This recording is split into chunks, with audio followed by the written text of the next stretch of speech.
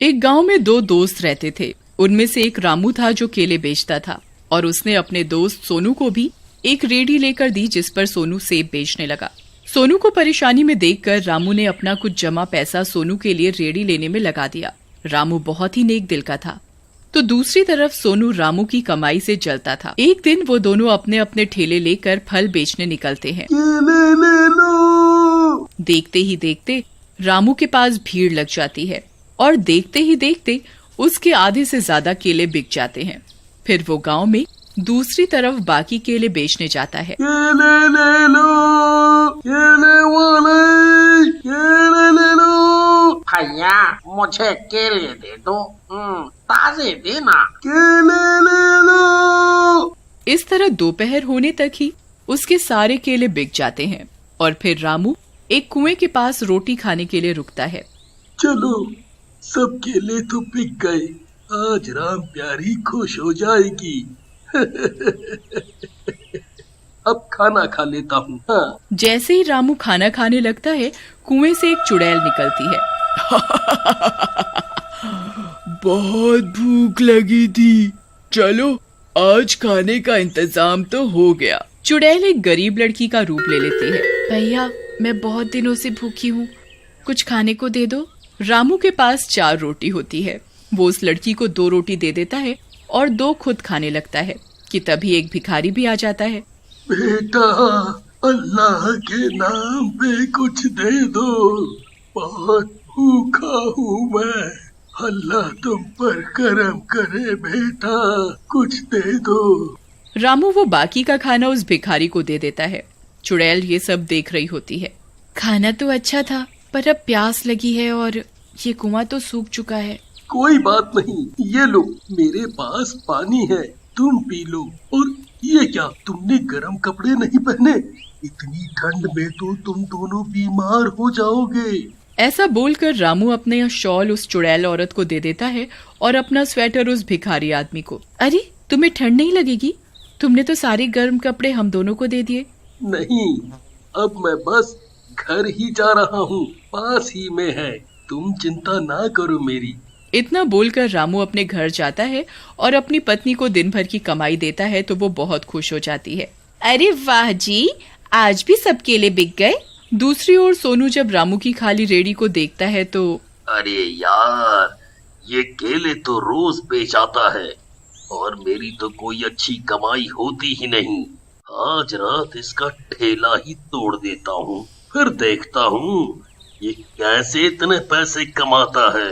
हाँ। फिर रात होते ही सोनू ऐसा ही करता है, जाकर रामू का ठेला तोड़ देता है और अपने घर भाग जाता है। अगली सुबह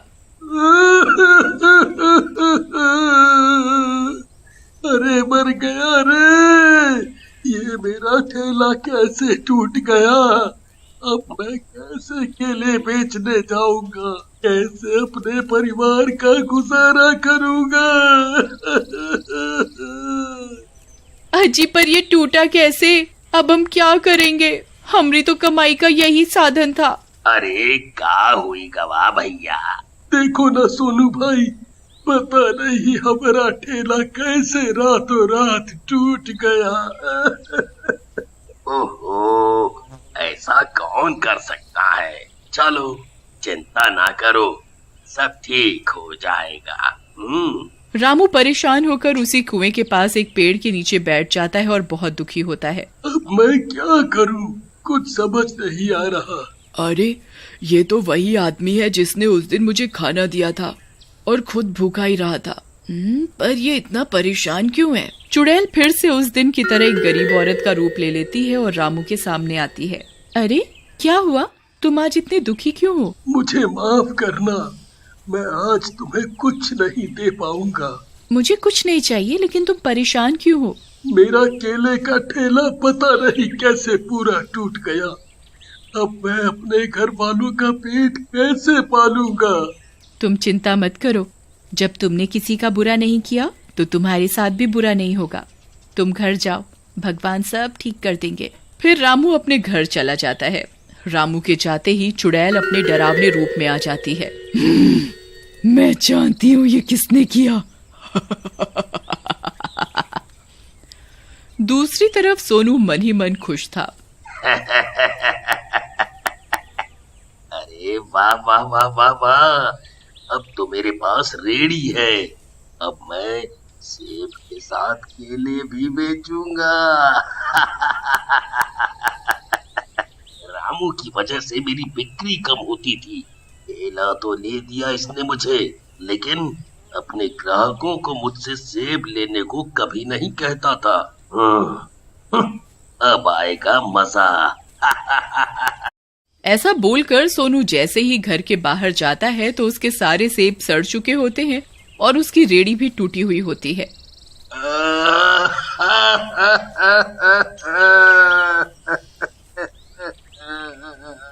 अरे मर गया रे, ये किसने किया?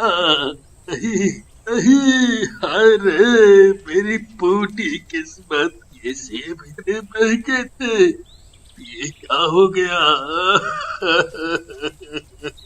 लगता है मेरे बुरे कर्मों का फल है। हाय हाय हाय, मैं क्या करूं? वहीं दूसरी तरफ चुड़ैल रामू के सामने आकर खड़ी हो जाती है। रामू बहुत डर जाता है। चुड़ैल, अरे अरे मर गया रे, मैं तो पहले से इतनी मुसीबत में हूँ, अब ये चुड़ैल। डरो नहीं, मैं वही औरत हूँ जिसे तूने उस दिन खाना खिलाया था। फिर चुड़ैल उसे एक केले का पौधा देती है। ये लो पौधा, ये केले का पौधा मेरे जादू से एक ही रात में बहुत बड़ा हो जाएगा। ये तुम रखो, तुम एक अच्छे इंसान हो इसलिए मैं ये तुम्हें दे रही हूँ। ठीक है चुड़ैल जी, धन्यवाद। मैं चलता हूँ अब। हाँ? रामू अपने घर जाता है और घर के पीछे के आंगन में वो केले का पौधा उगा देता है। अजी ऐसा भी कभी होता है क्या कि एक रात में पौधा बड़ा हो जाए? वो चुड़ैल हमसे कुछ न कुछ मांगेगी बदले में, देख लो जी। हमारे पास और कोई चारा भी तो नहीं, और लगा के देखते हैं इसमें कौन से हमारे पैसे लग रहे हैं।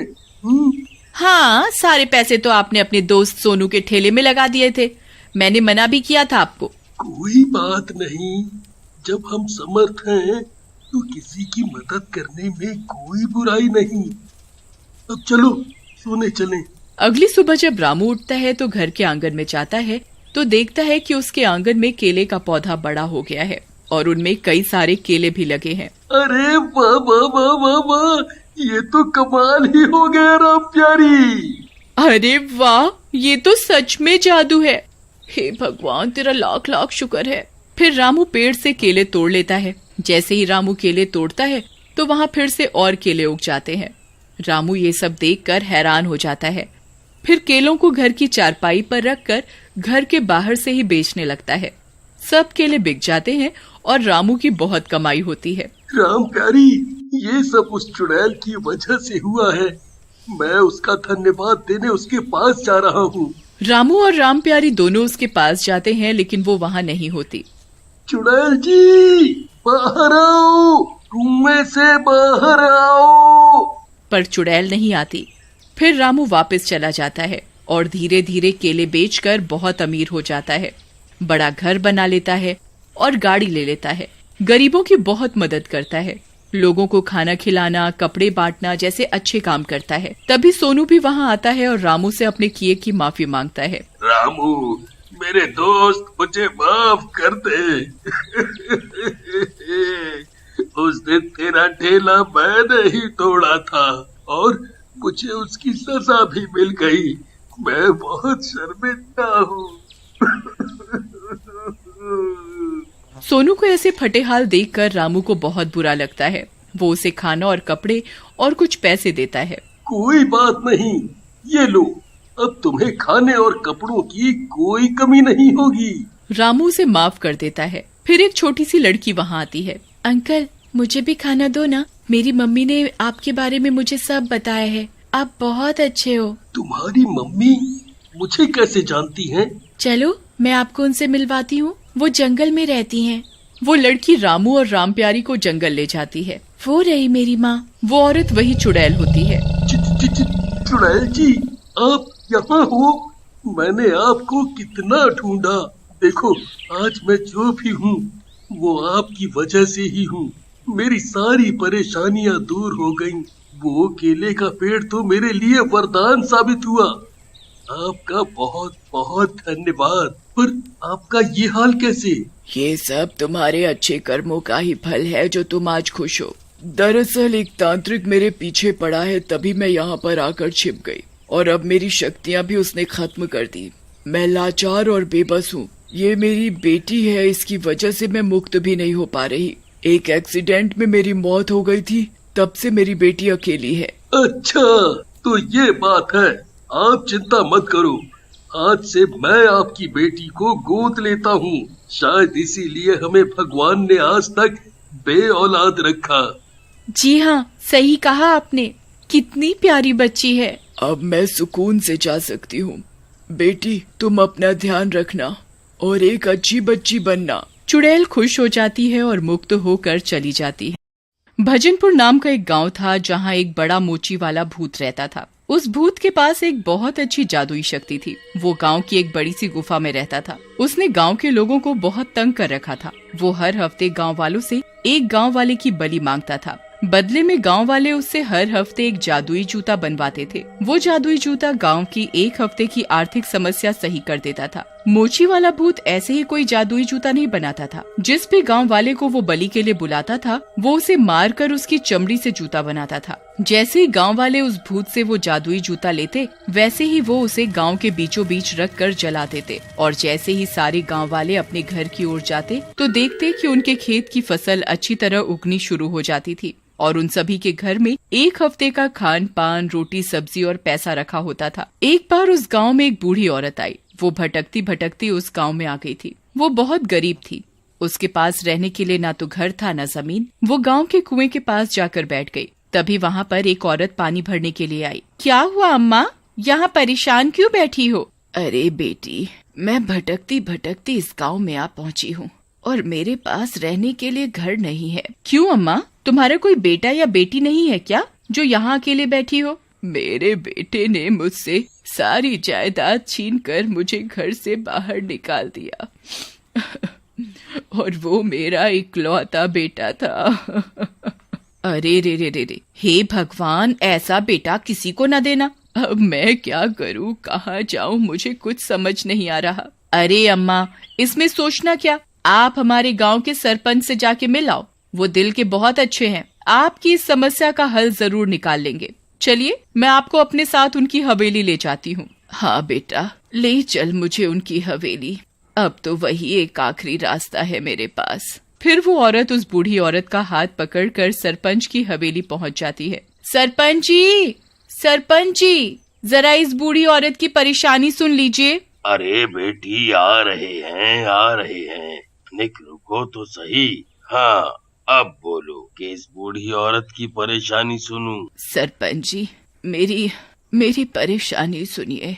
मेरे पास रहने को घर नहीं है, खाने के लिए खाना नहीं है, एक आना पैसा भी नहीं है। आप ही बताइए क्या करूं मैं? अच्छा, ठीक है, मैं समझ गया आपकी परेशानी। अब तो एक सुझाव है। क्या सुझाव?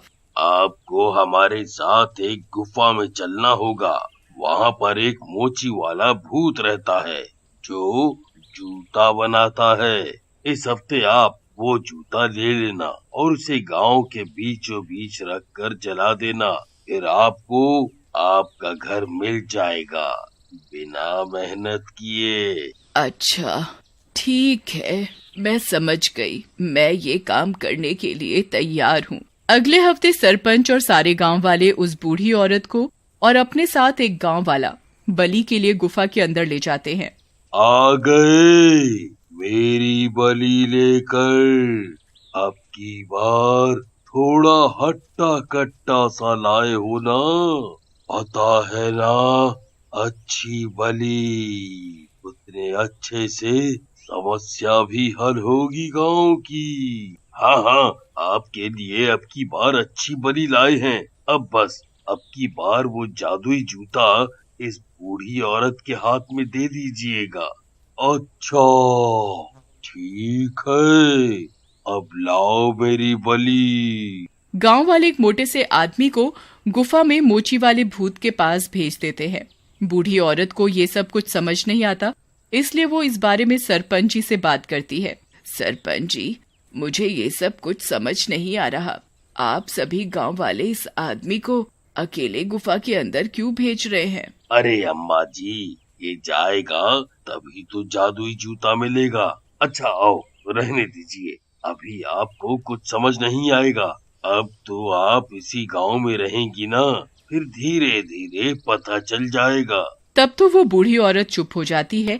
फिर अगले दिन वो देखती है कि उसके घर के बाहर 2 आदमी उस मोची वाले भूत की बातें कर रहे हैं, इसलिए वो चुपचाप घर के अंदर छिपकर उनकी बातें सुन रही होती है। अरे भाई, उस मोची वाले भूत की वजह से एक समस्या और खड़ी हो गई। क्या भाई, कौन सी समस्या? मुझे तो कोई समस्या नहीं है। अरे भाई लोग, तुमने देखा नहीं कैसे वो भूत एक एक करके हर हफ्ते एक गांव वाले की बलि ले लेता है। गांव की कितनी आबादी तो कम हो चुकी है। हाँ भाई, इस समस्या पर तो मैंने ध्यान ही नहीं दिया, और ऊपर से जिस गांव वाले की बलि लगती होगी, उस गांव वाले के घर वाले उसके लिए कितना परेशान हो जाते होंगे। हाँ भाई, सही कहा। अच्छा, मैं क्या कहता हूँ, चलो सरपंच जी से इस बारे में बात करते हैं। हाँ भाई, सही कह रहे हो, चलो चलते हैं। और वो दोनों गांव वाले सरपंच के घर की ओर निकल जाते हैं।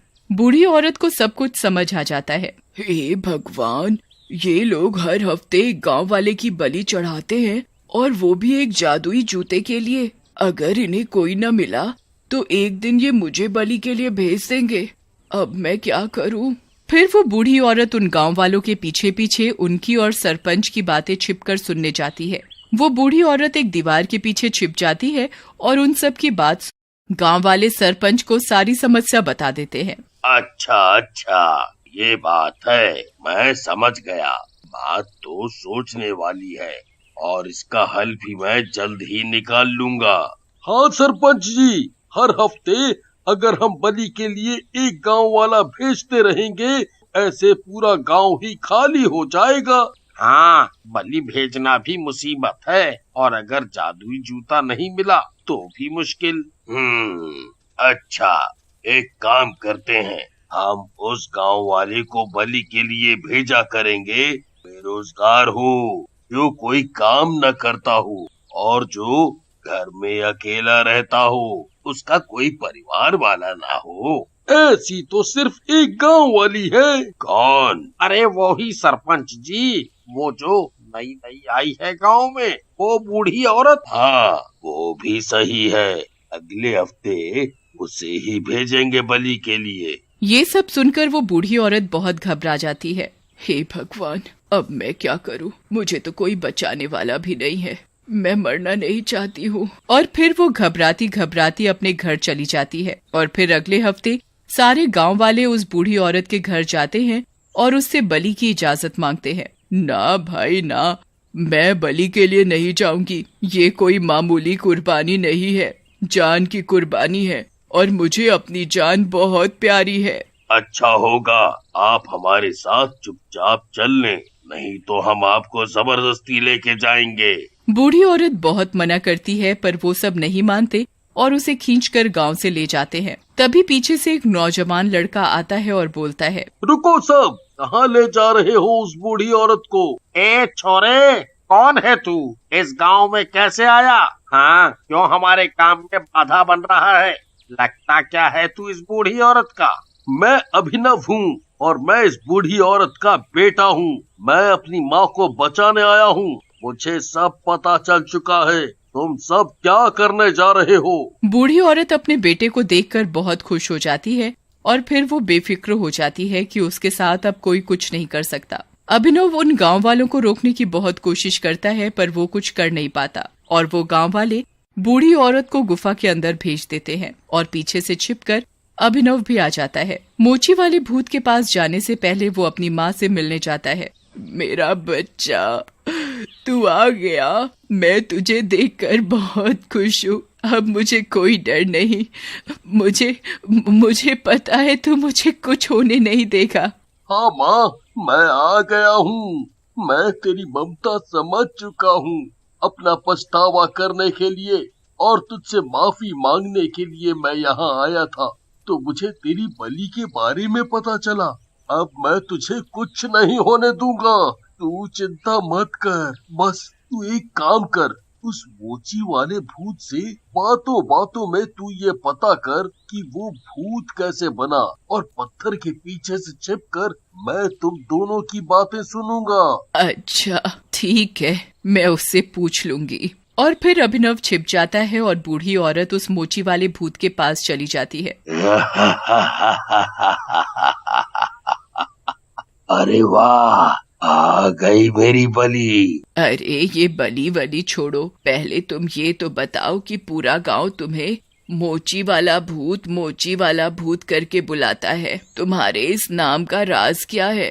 तू क्या करेगी जानकर? अरे भाई गुस्सा मत हो, और वैसे भी मुझे तो तुम मारने वाले हो ना, तो मारने से पहले मेरी ये आखिरी इच्छा पूरी कर दो और बता दो कि तुम्हारी कहानी क्या है। अच्छा चल ठीक है, मैं बताता हूँ। भूत बनने से पहले मैं एक मोची था। मैं इसी गांव में काम करता था। मुझे जूते बनाना बहुत अच्छा लगता था। मैं गांव वालों के जूते बनाता था, उन्हें पॉलिश करता था और टूटी फूटी चप्पलों को जोड़ता भी था। भगवान की दया से मेरा कारोबार बहुत अच्छा चल रहा था। गांव वाले अच्छी रकम में पैसे भी देते थे, पर कोई भी गांव वाला मुझसे तमीज से बात ही नहीं करता था। गांव वाले बोलते थे कि मैं तो गांव वालों के गंदे गंदे जूतों को हाथ लगाकर ठीक करता हूँ, और तो और मैं एक छोटी सी गंदी सी झोपड़ी में रहता हूँ। कोई भी मुझसे इज्जत से बात ही नहीं करता था, और इससे मुझे बहुत बुरा लगता था। मेरे घर के बराबर में एक सब्जी वाला रहता था, वो भी मुझसे बहुत जलता था। वो सोचता था कि मैं मोची होकर इतना धन कमा रहा हूँ, और वो एक सब्जी वाला अच्छा खासा काम करके भी इतना धन नहीं कमा पा रहा। मैं जब भी उससे सब्जी लेने जाता था, वो या तो मुझे भगा देता था या मुझे गली सड़ी सब्जी दे देता था। एक दिन मैं अपनी परेशानियों से दुखी होकर इस गुफा में आ गया, और तभी गांव में एक जोरदार भूकंप आ गया, जिसकी वजह से एक बड़ा पत्थर मेरे ऊपर गिर गया और मैं मर गया। फिर क्या हुआ? मोची वाला भूत अपनी कहानी बताने में इतना मगन हो गया कि उसने ये तक बता दिया कि उसकी जान किस में बसी है। फिर क्या, मैं एक बहुत बड़ा भूत बन गया। फिर सारे गांव वाले मुझे देखने के लिए इस गुफा में आ गए। गांव वालों से बदला लेने के लिए मैंने उनसे एक सौदा कर लिया कि तुम सब हर हफ्ते मुझे एक गांव वाला बलि के लिए देना, और बदले में मैं तुम्हें एक जादुई जूता बना के दूंगा। जादुई जूते के लालच में आकर सारे गांव वालों ने ये सौदा स्वीकार कर लिया, पर वो ये नहीं जानते थे कि मैं एक एक करके सारे गांव वालों को मारकर इस पूरे गांव को खाली कर दूंगा। जब सारे गांव वाले गुफा से निकल गए तो मैंने देखा जो जूता मैंने पहन रखा था वो जूता अभी तक मेरे पैरों में है। जब ये जूता मेरे पैरों से निकल जाएगा तब मैं यहाँ से हमेशा हमेशा के लिए चला जाऊंगा। अभिनव ये बात सुनकर जंगल में से एक लकड़ी पर आग लगाकर गुफा के अंदर आ गया, और उसने मोची वाले भूत के पैरों में आग लगाकर अपनी माँ को लेकर गुफा के बाहर आ गया, और वो मोची वाला भूत चला गया। अब वो मोची वाला भूत यहाँ से हमेशा हमेशा के लिए चला गया है। अब वो यहाँ कभी नहीं आएगा। आप लोग आओ, अब आप सब सुरक्षित हैं। सभी गांव वाले अभिनव को बहुत शुक्रिया कर रहे थे। मुझे माफ कर दो माँ, मैंने तुम्हें प्रॉपर्टी के लालच में आकर घर से निकाला और तुम बेसहारा हो गई। अब मैं समझ गया हूँ कि लालच बुरी बला है। मैंने तुम्हें माफ कर दिया मेरे बच्चे, अभिनव अपनी माँ को लेकर अपने घर चला जाता है और गांव वाले एक सामान्य जीवन जीने लगते।